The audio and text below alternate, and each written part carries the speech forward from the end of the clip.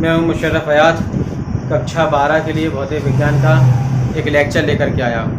पहले चैप्टर जो आपने उसके 3 पार्ट देख लिए हैं, चौथा पार्ट और अंतिम पार्ट आज होगा। पहला चैप्टर था आपका स्थिर वैद्युत आवेश और वैद्युत क्षेत्र, जिसमें हमने 3 पार्ट पूरे कंप्लीट कर लिए हैं। चौथा पार्ट और अंतिम पार्ट आज होगा। चौथे पार्ट और अंतिम पार्ट में हमें 2 डेरिवेशन करना है। महत्वपूर्ण डेरिवेशन है, बोर्ड एग्ज़ाम के लिए महत्वपूर्ण होते हैं। पहला है आपका, हमने लास्ट जो 3rd पार्ट था उसमें आपको बताया था वैद्युत द्विध्रुव और वैद्युत द्विध्रुव आघूर्ण के बारे में बताया था। उसी के आधार पर जो 2 डेरिवेशन है वो एक होता है आपका अक्षीय स्थिति में वैद्युत क्षेत्र की तीव्रता वैद्युत द्विध्रुव के कारण, और एक होता है निरक्षीय स्थिति में वैद्युत क्षेत्र की तीव्रता वैद्युत द्विध्रुव के कारण।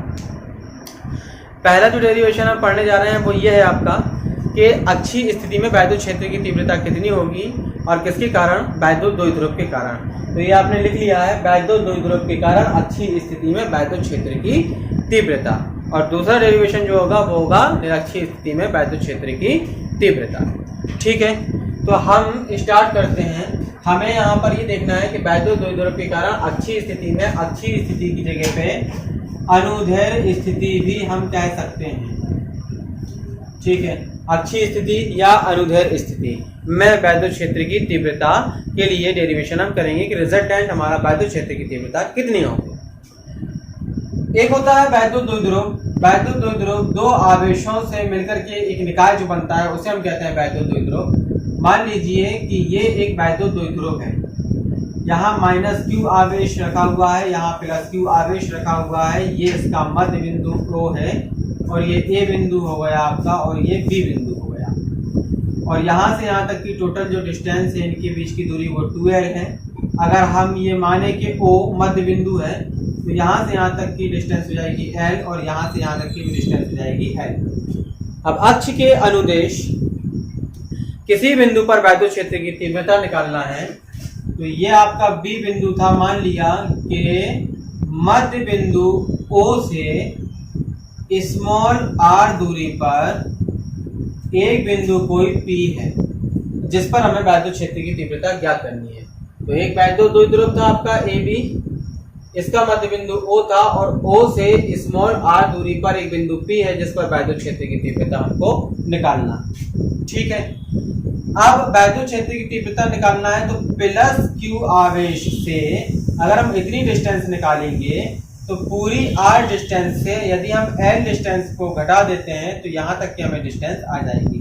यानी +q आवेश से इसका मान होगा आपके पास में r - l और -q आवेश से P बिंदु तक की बीच की दूरी हो जाएगी आपकी r + l।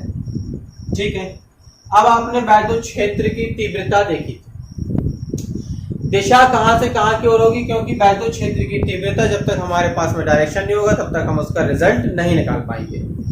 +q आवेश के कारण, धन आवेश के कारण वैद्युत क्षेत्र की तीव्रता धन आवेश से दूर की ओर होती है और ऋण आवेश पर ऋण आवेश की ओर होती है। तो धन आवेश अगर ये है तो अगर हम +q आवेश के कारण वैद्युत क्षेत्र की तीव्रता देखेंगे तो ये मान लिया हमने कि +q आवेश के कारण वैद्युत क्षेत्र की तीव्रता E1 है जो कि धन से दूर होगी, इसलिए हमने डायरेक्शन बाहर की तरफ कर दिया। लेकिन उसी आधार पर अगर हम देखें -q आवेश पर वैद्युत क्षेत्र की तीव्रता, तो -q आवेश के कारण माइनस की ओर होगी, धन से दूर होती है, माइनस की ओर होती है, तो हमने डायरेक्शन इस तरह बना दिया। ये E2 हो गया आपका। अब E1 और E2 हो गया। यहाँ पर हम ये देख पा रहे हैं कि E1 बड़ा है E2 से। इसकी कंडीशन अभी हम आपको बताते हैं कि E1 कैसे बड़ा है। क्योंकि बिंदु आवेश के कारण जो वैद्युत क्षेत्र की तीव्रता होती है वो होती है आपकी 1/4πε0, यानी हम ये कह सकते हैं E बराबर 1/4πε0 एंड Q/r²। ये r बिंदु आवेश से उस बिंदु तक की बीच की दूरी है जहां पर वैद्युत क्षेत्र की तीव्रता निकालना है। तो अगर ये डिस्टेंस जिसकी कम होगी, ये ओवरऑल वैल्यू E उतनी ज्यादा हो जाएगी और R अगर जितना ज्यादा होगा तो E उतना कम हो जाएगा, क्योंकि रेसिप्रोकल स्क्वायर का रिलेशन है इसमें। तो अब हमें ये देखना है कि जिसका R छोटा होगा उसके लिए तीव्रता ज्यादा होगी। तो यहाँ पर हम देखेंगे कि E1 के कारण यानी +q आवेश के कारण P बिंदु पर वैद्युत क्षेत्र की तीव्रता E1 थी, तो इसका डिस्टेंस जो P बिंदु का डिस्टेंस हम +q आवेश से देख रहे थे वो r - l था। जबकि उसी आधार पर अगर हम माइनस क्यू आवेश से पी बिंदु तक की बीच की दूरी देखेंगे तो आर प्लस एल होगा।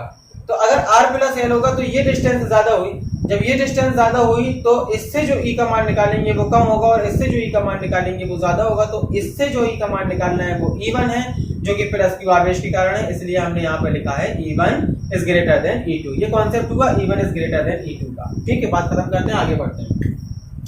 अब हमको पता चल गया कि E1 का डायरेक्शन P दिशा में है और E2 का डायरेक्शन PA डायरेक्शन में है। ठीक, तो इनका जो परिणामी रिजल्टेंट जो हमें इलेक्ट्रिक वैद्युत क्षेत्र की तीव्रता निकालना है वो आपकी होना चाहिए E बराबर E1 माइनस E2 दोनों के अंतर के बराबर।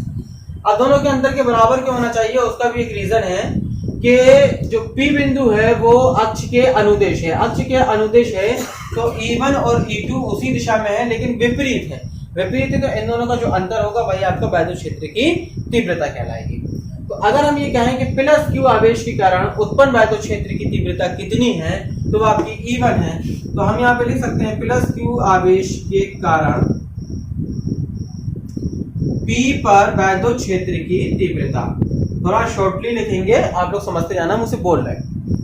प्लस क्यू आवेश के कारण P बिंदु पर वैद्युत क्षेत्र की तीव्रता अगर हमें निकालना है तो उसको हम E1 से रिप्रेजेंट करना है और बिंदु आवेश के कारण वैद्युत क्षेत्र की जो तीव्रता होती है वो होती है 1/4πε0 Q/r²।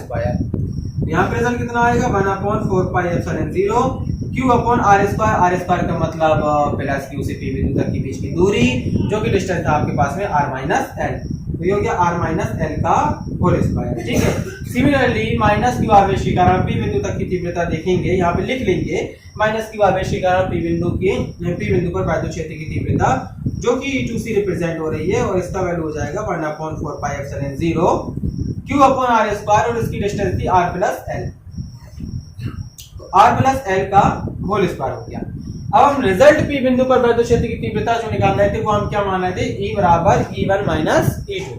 तो E बराबर E1 माइनस E2 पर अगर हम पुटअप करते हैं E बराबर E1 माइनस E2 पर, तो E1 की वैल्यू थी आपके पास में 1/4πε0 Q/r - का होल स्क्वायर। E2 के कारण इतनी थी, इन दोनों में कॉमन देखेंगे तो Q दोनों में कॉमन है, 1/4πε0 दोनों में कॉमन है। अगर हम E1 का मान इतना पुटअप कर दें माइनस E2 का मान इतना पुटअप कर दें और फिर दोनों में कॉमन देखें तो हमारा क्या बनेगा Q/4πε0 और अंदर यहाँ बचेगा 1/r-l का होल स्क्वायर और माइनस का 1/r+l का होल स्क्वायर। क्लियर है यहाँ तक? वैल्यू पुटअप करके देख लेना, कॉमन इतना ही आ जाएगा, परेशान नहीं हो हमने लाइन गायब कर दी तो। अब हम ये देखेंगे यहाँ पर एलसीएम आपका कितना आएगा, ये हो गया Q/4πε0। ठीक है, राइटिंग के चक्कर में भी मत पढ़ना, मुंह से जो बोल रहे हैं वो समझते जाओ। ठीक, उसी आधार पर अपनी कॉपी में नोट करते चले जाना। ड्राइव करोगे ना तो ऑटोमेटिक ड्राइव हो जाएगा। ठीक है, क्या करें, राइटिंग आती नहीं है।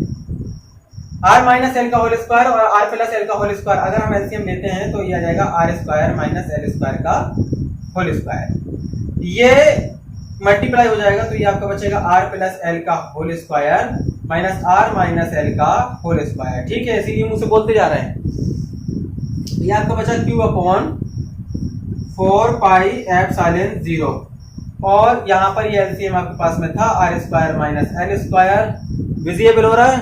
ठीक है, r+l का होल स्क्वायर खोल देंगे तो कितना आ जाएगा r² + l² और प्लस 2rl। ठीक, अब a+b का या a-b का होल स्क्वायर नहीं आता हो तो उसके लिए हम कुछ नहीं कर सकते। ठीक है, घर पे सीखना आराम से।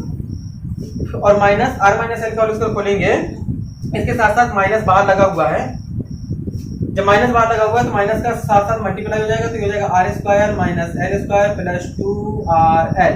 क्लियर? r² नेगेटिव है, r² पॉजिटिव है, कैंसिल हो जाएगा, l² पॉजिटिव है, l² नेगेटिव है, कैंसिल हो जाएगा। 2rl पॉजिटिव है, 2rl पॉजिटिव है, 2 और 2 ये 4rl हो जाएगा। तो यहाँ पर कितना बचा, E = Q/4πε0 आपके पास में था, यहाँ पर आपके पास में आ गया है 4rl अपॉन में था आपके पास में r² - l² का होल स्क्वायर। तो r² - l² का होल स्क्वायर हो गया। ठीक, आपको ये पता था कि वैद्युत द्विध्रुव आघूर्ण P से व्यक्त करते थे, ये होता था Q/12। तो अगर हमें कहीं पे Q/12 मिल रहा है तो वहां पर हम उसके रिप्लेस में P रख सकते हैं। अगर P रख सकते हैं तो E = हम यहाँ पे कितना लिख सकते हैं, हम लिख सकते हैं यहाँ पर 1/4πε0 इसके बाद में हम यहाँ पे 2 लिख लें, ठीक है। इसके बाद में यहाँ पर ये देखो हम q गुणा 2l कर लेते हैं। आपके पास में q यहाँ से आया, 2l यहाँ से आया, 2 का मल्टीपल यहाँ पे बचा था तो ये लिख दिया, r आपके पास में ये हो गया। अपॉन में आपके पास में बचा है r square minus l square. क्योंकि हम ये बता रहे थे कि AB इन दोनों की जो डिस्टेंस होती है अल्प दूरी पर रखे होते हैं। अल्प दूरी पर रखे होने का मतलब ये है कि 12 की जो डिस्टेंस होगी वो बहुत कम होगी with respect to r, r की अपेक्षा बहुत कम होगी। अगर r की अपेक्षा बहुत कम होगी तो हम कह सकते हैं l square is less than r square. बहुत छोटा है l स्क्वायर किसकी अपेक्षा, r स्क्वायर की अपेक्षा, ठीक है। तो हम l स्क्वायर को छोड़ देते हैं। अगर हमने l स्क्वायर को छोड़ दिया ना मान करके तो r स्क्वायर का होल स्क्वायर बचा, और जब r स्क्वायर का होल स्क्वायर बचा तो r स्क्वायर की पावर स्क्वायर करेंगे तो r की पावर 4 आ जाएगा, ठीक है। तो अगर आप लोगों को थोड़ा डाउट है या स्पीड ज्यादा हो रही है तो कमेंट बॉक्स में बता दीजिएगा, स्पीड कम भी कर सकते हैं। लास्ट वीडियो में भी हमने बताया था, अभी भी हम बोलना है, ठीक। बाकी कोई परेशानी है वो भी बता सकते हो। एक r से पावर कैंसिल हो जाएगी और q गुणा 12 के स्थान पे p आ जाएगा, तो e बराबर कितना बना आपके पास में 1/4 पाई एप्सिलॉन 0। ये आ जाएगा 2 और इतना आ जाएगा p, तो ये हो गया 2p और अपॉन में आ गया आपका r3। तो ये होती है वैद्युत द्विध्रुव के कारण अक्षीय स्थिति में वैद्युत क्षेत्र की तीव्रता, ठीक। परिणामी वैद्युत क्षेत्र की तीव्रता की जो दिशा होगी वो E1 की दिशा में ही होगी, E बराबर इस डायरेक्शन में होगा। उसका रीजन E1 E2 के रिस्पेक्ट में अधिक बड़ा था, क्लियर है। एक दूसरा डेरिवेशन आपका जो है वो कौन सा होगा, वैद्युत द्विध्रुव के कारण निरक्षीय स्थिति में वैद्युत क्षेत्र की तीव्रता। चलिए देखते हैं उसको। चलिए तो अब हम पढ़ते हैं, अभी हमने लास्ट वीडियो में ये पढ़ा है कि अच्छी स्थिति में वैद्युत क्षेत्र की तीव्रता वैद्युत द्विध्रुव के कारण कितनी होती है, और अब हम पढ़ने जा रहे हैं कि वैद्युत द्विध्रुव के कारण निरक्षीय स्थिति में वैद्युत क्षेत्र की तीव्रता कितनी होगी, ठीक है। निरक्षीय, जैसे अक्षीय स्थिति को अनुदैर्घ्य स्थिति भी कहते थे, इसी तरीके से निरक्षीय स्थिति को अनुप्रस्थ स्थिति के नाम से भी जाना जाता है। तो हमको पढ़ना क्या है, हमको ये पढ़ना है कि वैद्युत द्विध्रुव के कारण निरक्षीय स्थिति में वैद्युत क्षेत्र की तीव्रता कितनी होगी या अनुप्रस्थ स्थिति में वैद्युत क्षेत्र की तीव्रता कितनी होगी। अब मान लीजिए यहाँ माइनस क्यू आवेश रखा हुआ है, यहाँ प्लस क्यू आवेश रखा हुआ है, ये ए बिंदु है और ये बी बिंदु है, तो इसका निर्माण जो हमने किया ये वैद्युत द्विध्रुव बन गया। ये इसका मिड पॉइंट है जिसे कहते हैं O, इन दोनों की डिस्टेंस थी आपकी 2l, तो ये डिस्टेंस हो जाएगी आपकी l और ये डिस्टेंस हो जाएगी आपकी l। निरक्षीय स्थिति में यानी AB के लंब अर्धक O से स्मॉल r दूरी पर एक बिंदु, ये स्मॉल r दूरी हो गई, एक बिंदु P है जिस पर हमें वैद्युत क्षेत्र की तीव्रता ज्ञात करनी है। प्लस क्यू आवेश के कारण वैद्युत क्षेत्र की जो तीव्रता P बिंदु पर होगी उसका डायरेक्शन कुछ इस दिशा में हो जाएगा क्योंकि धन से दूर होता है। माइनस क्यू आवेश के कारण वैद्युत क्षेत्र की जो तीव्रता P बिंदु पर होगी उसका डायरेक्शन कुछ इस दिशा में बन जाएगा क्योंकि माइनस की ओर होती है। तो ये आपने मान लिया कि ये E1 है और ये आपने मान लिया कि ये E2 है, तो परिणामी वैद्युत क्षेत्र की तीव्रता कुछ इस तरीके से इस डायरेक्शन में आ जाएगी। अभी इसका डायग्राम बना के हम आपको बताते हैं। ये है आपका थीटा, तो ये भी आपका थीटा हो जाएगा, यहाँ से ये भी आपने थीटा मान लिया, यहाँ से ये भी आपने थीटा मान लिया। अब आप हमको ये बताइए कि ये POB एक राइट ट्रायंगल है क्योंकि ये लंब है, तो ये समकोण त्रिभुज है, और अगर ये समकोण त्रिभुज है तो कण अगर हमको निकालना है तो कण का मतलब होता है आधार का स्क्वायर धन लंब का स्क्वायर। तो लंब का स्क्वायर था आपके पास में r स्क्वायर, आधार का स्क्वायर था आपके पास में l स्क्वायर, कर्ण निकालना है इसका हम ले लेंगे वर्गमूल। तो जो PB आएगा वही आपका PA आ जाएगा। प्लस क्यू आवेश के कारण वैद्युत क्षेत्र की तीव्रता E1 BP दिशा में थी और माइनस क्यू आवेश के कारण वैद्युत क्षेत्र की तीव्रता E2 PA दिशा में थी आपकी। तब हमको पहले चाहिए है E1 का मान और E2 का मान, फिर हम ये देखेंगे कि इनका परिणामी वैद्युत क्षेत्र की तीव्रता P बिंदु पर कितना होगा। तो यहाँ से अगर हम ये देखें कि P बिंदु पर प्लस क्यू आवेश के कारण वैद्युत क्षेत्र की तीव्रता, तो वो तो हो जाती है E1 बराबर 1/4 pi epsilon 0 into Q upon r square का मतलब है कि इतनी डिस्टेंस यानी प्लस क्यू से लेके P बिंदु तक की बीच की दूरी का स्क्वायर। अगर हम इसका स्क्वायर करेंगे तो यहाँ से दूर खत्म हो जाएगा। इसी प्रकार माइनस क्यू आवेश के कारण, अच्छे से लिखेंगे हिंदी में, माइनस क्यू आवेश के कारण पी बिंदु पर वैद्युत क्षेत्र की तीव्रता, तो ये आपका आ जाएगा E2 बराबर 1/4 पाई एप्सिलॉन 0 और Q अपॉन इसका भी डिस्टेंस इतने आएगा। ठीक है, दोनों की तीव्रताएं समान आ गई, बराबर है बिल्कुल, लेकिन फर्क इतना है कि ये PP दिशा में है, ठीक है, और ये PA दिशा में होगी। ठीक, परिणामी वैद्युत क्षेत्र की तीव्रता की डायरेक्शन ये है जो कि थीटा कोण पर है। तो अब हम यहाँ पर अगर हम इसका कैलकुलेट करें तो हम ये देख पा रहे हैं कि जो परिणामी वैद्युत क्षेत्र की तीव्रता है E1 E2, इनको हम AB के सापेक्ष लंबवत और समांतर घटकों में बांट लेते हैं। अगर हम AB के अनुदिश देखेंगे तो समांतर घटक बढ़ जाएंगे और वैद्युत क्षेत्र की तीव्रता के, और अगर हम AB के लंबवत देखेंगे तो वो ऊर्ध्वाधर घटक हो जाएंगे। AB इस डायरेक्शन में है, लंबवत घटक आपका ये आ जाएगा, यानी E1 sin थीटा ये रहा और E2 cos थीटा आपका ये रहा। दोनों ही लंबवत हैं, ये लंबवत घटक आ गए और दोनों का मान बराबर है, क्योंकि E1 और E2 आपस में क्या थे, बराबर थे। तो ये दोनों आपस में बराबर भी हैं लेकिन विपरीत दिशा में हैं। विपरीत दिशा में होने के कारण एक दूसरे को निरस्त कर देंगे। इसके बाद में ये आपके पास में था E1 का मान और ये आपके पास में था E2 का मान। ठीक है, और ये था आपके पास में थीटा और ये भी था आपके पास में थीटा। परिणामी वैद्युत क्षेत्र की तीव्रता E ये रही थी आपके पास। तो यहाँ पर अगर हम AB के अनुदिश क्षैतिज घटक देखेंगे तो यहाँ पर ये बनेगा आपका E1 cos थीटा, अब प्लस में आ जाएगा E2 cos थीटा, एक ही डायरेक्शन में है। जब एक ही डायरेक्शन में है तो E1 sin theta E2 sin theta निरस्त हो रहे थे। अब परिणामी वैद्युत क्षेत्र की तीव्रता क्षैतिज घटक जुड़ जाएंगे तो ये बन जाएगा E1 cos theta plus E2 cos theta. तो जो परिणामी वैद्युत क्षेत्र की तीव्रता हमको निकालना है वो आपकी आएगी E1 cos theta plus E2 cos theta. ठीक है, अब चूंकि अपने को ये पता था कि E1 का मान E2 के मान के बराबर है, तो E1 का मान E2 के मान के बराबर है, तो अगर हम मान रख देते हैं तो ये आ जाएगा 1/4 पाई एप्सिलॉन 0 और Q upon R square plus L square into cos theta, plus में आ जाएगा 1/4 pi epsilon 0 Q upon R square plus L square into cos theta. ये जो पद है और ये जो पद है ये दोनों पद एक से समान है, इसका मतलब है कि ये जुड़ जाएंगे। तो जुड़ जाएंगे तो ये बनेगा आपका 1/4 पाई एप्सिलॉन 0 और ये बन जाएगा 2Q upon R square plus L square, ये प्लस लगा हुआ है, इनटू में आ जाएगा आपका cos थीटा। और चूंकि अपन को ये पता है कि cos थीटा बराबर होता आधार बटे कर्ण, तो यहाँ से हम देखेंगे तो थीटा के सामने की भुजा होती है लंब, तो ये हो जाएगा आधार। आधार है आपके पास में L, ठीक, और कर्ण है आपके पास में R square plus L square. तो ये निकल आया आपके पास में cos थीटा का मान, जो कि अपन पुट कर देते हैं यहाँ पर। तो E बराबर आपका आ जाएगा 1/4 पाई एप्सिलॉन 0, ये रहा आपका 2Q बटे में रहा R square plus L square into cos theta. cos theta का मान था आपके पास में L बटे R square plus L square, तो ये आप रख देंगे L बटे R square plus L square, ये हो गया आपका।